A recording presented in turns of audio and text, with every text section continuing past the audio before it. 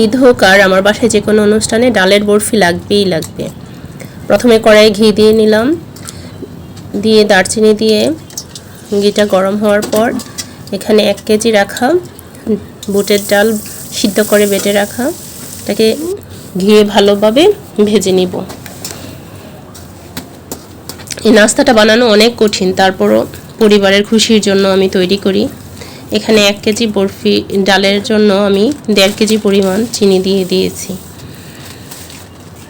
চিনি দিয়ে এবার একটু কালারের জন্য জর্দার রং দিয়ে দিলাম, দিয়ে ভালোভাবে মিশ্রণটা মিশিয়ে নিব। মিশিয়ে এখানে এলাচের গুঁড়ো দিয়ে দিলাম, এলাচের গুঁড়ো দিয়ে সবগুলো সুন্দরভাবে মিক্স করে নিলাম।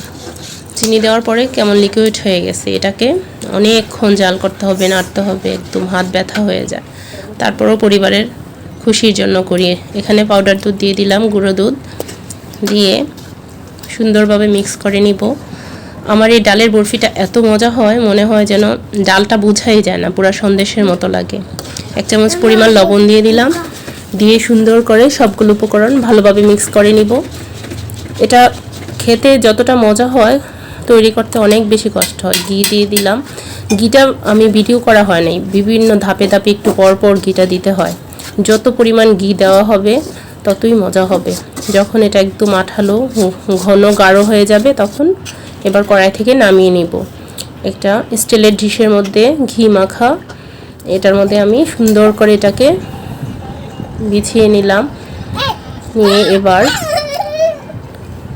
বেলুনের সাহায্যে এটাকে সমানভাবে বিছিয়ে নিব। এবার ছুরির সাহায্যে সুন্দর করে কেটে নিব। এটা